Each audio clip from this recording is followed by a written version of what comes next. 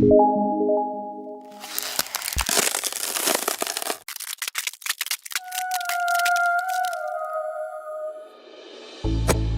guys! In this video, we're going to have an experiment on colligative properties. If you have no idea what those are, don't worry because my groupmates will be discussing it for us later in this video. For now, what you just have to know is that there are 4 colligative properties of solutions, which are vapor pressure lowering, boiling point elevation, freezing point depression, and osmotic pressure.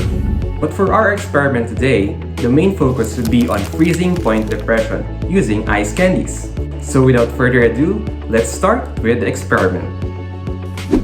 Okay, before starting, make sure to wear a laboratory coat and gloves for protection. Then we need to prepare the following materials.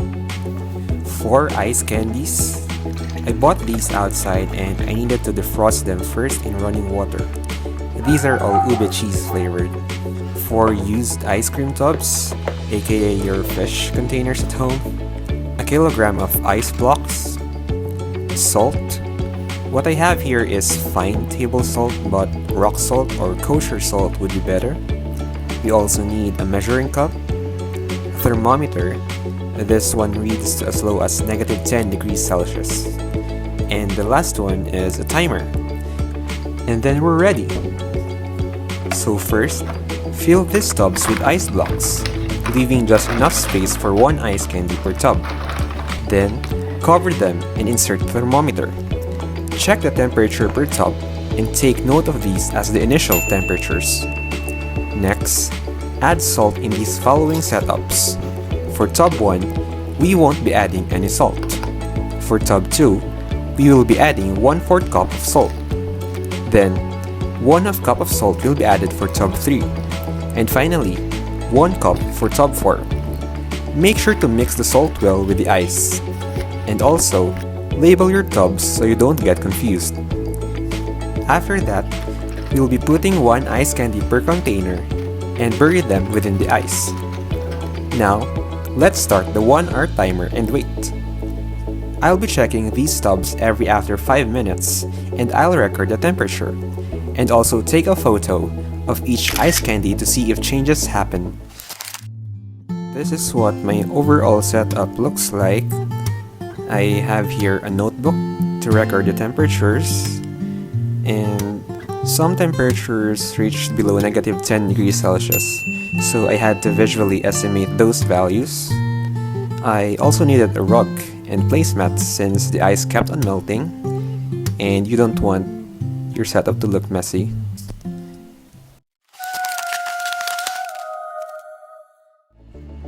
And now we're done! Let's take a final look at our ice candies after an hour. For setup 1, where no salt was added, there was still some solid ice left inside the tub, and our ice candy, it feels soft. As I pinch it, it's still liquid. It has a cream-like consistency.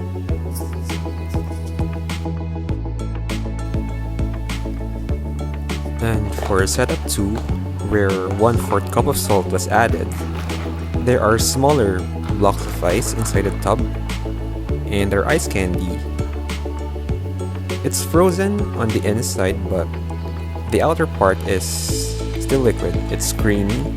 I can feel the frozen part inside as I pinch it.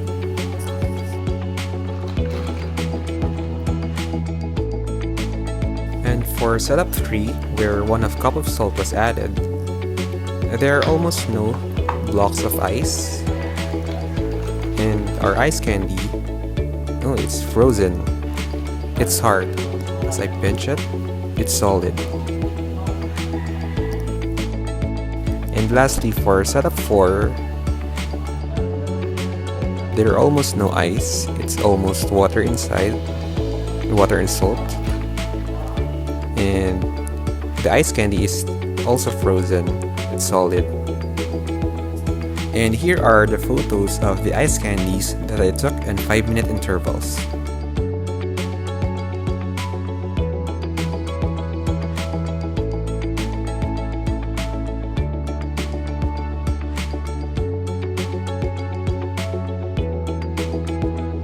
And now let's have Louis and Pauline to explain what just happened. Colligative properties of solutions. Colligative, which means relating to the binding together of molecules. So these properties result from the binding together of unlike molecules, that of the solute and that of the solvent. There are 4 of them, properties actually. First is vapor pressure lowering. This N here stands for the molar fraction of the solvent, and it decreases when an additional component, a solute, is added. As a result, the vapor pressure above the solution also decreases. Take note that this is only applicable for non-volatile solutes. Next is the boiling point elevation. So this is the change in the boiling point when a solute is added.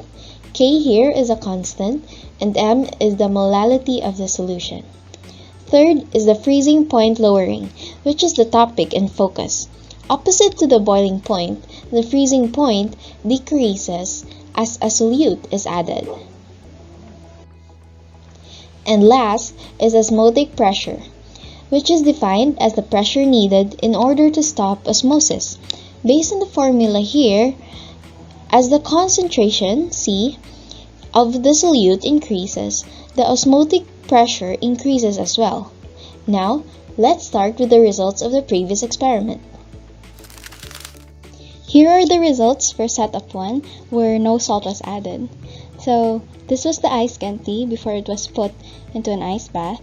And then after 35 minutes, we can see that the ice candy is still liquid. And here, you can see that even after an hour, the ice candy remains liquid for setup 1.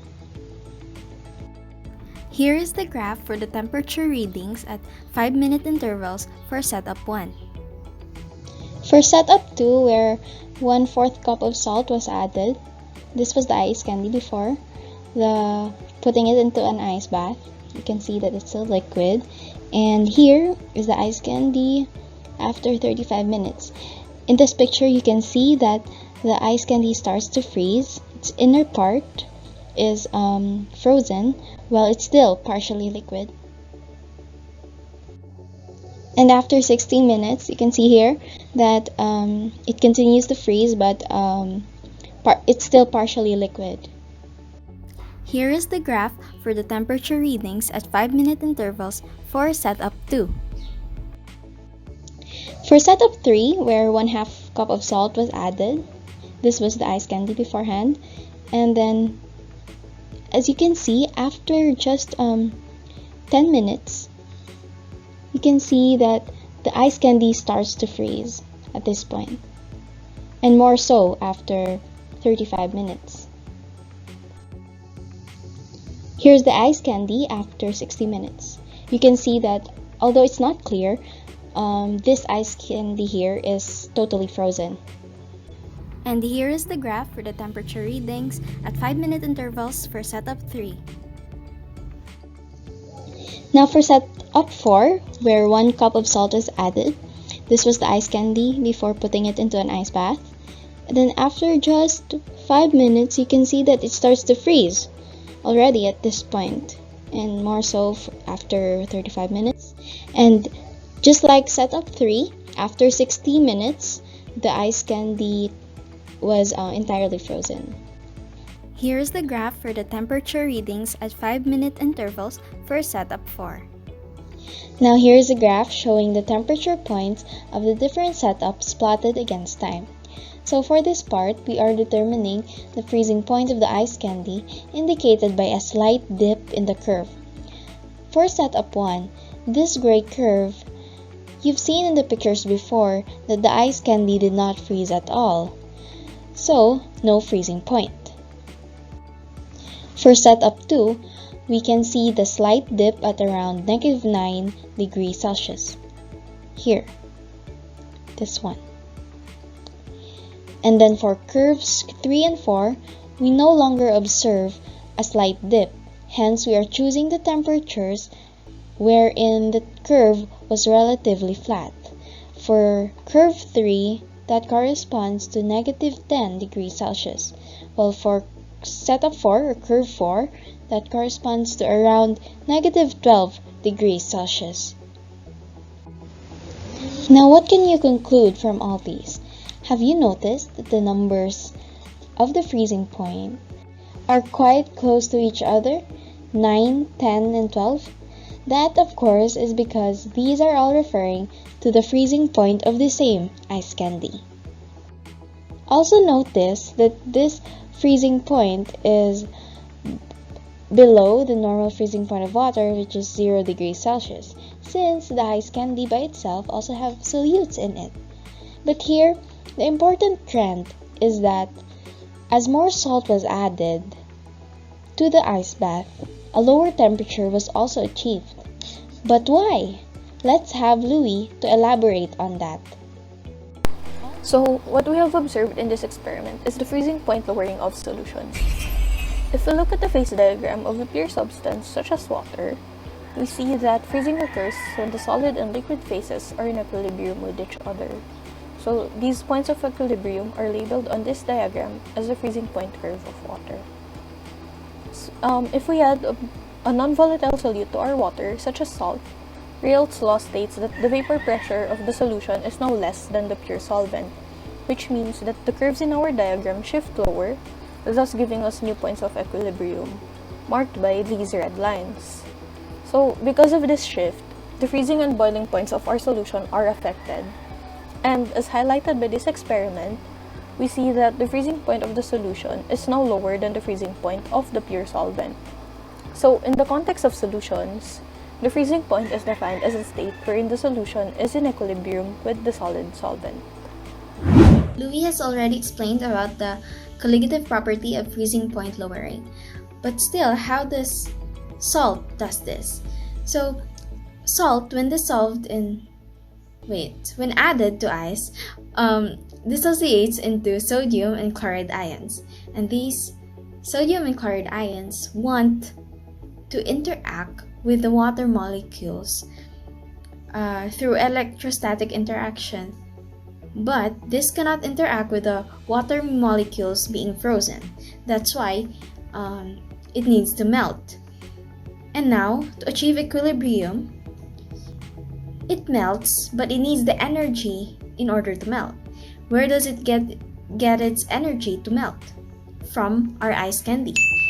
So, as it absorbs energy in the form of heat from the ice candy loses energy and then it solidifies, while the ice with the salt melts in the setups.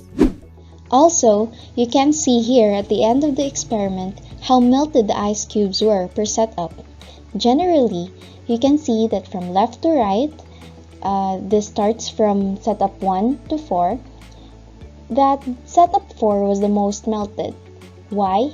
Setup 4 has the highest amount of salt and hence the highest concentration, which is proportional to the change in freezing point.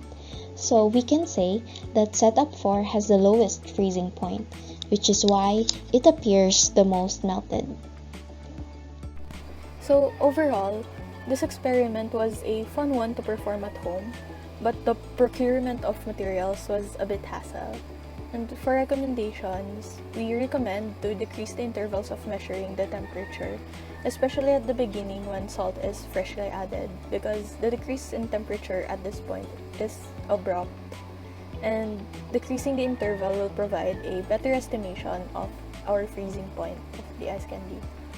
Also, it would be better if the container used is one that can be sealed even with the thermometer still inside the setup. And if possible, and if available, use coarser salt and a thermometer that can take readings even below negative 10 degrees. Thank you, Louis and Pauline. So this is our experiment on colligative properties. We hope you guys learned something new today. Thanks for watching.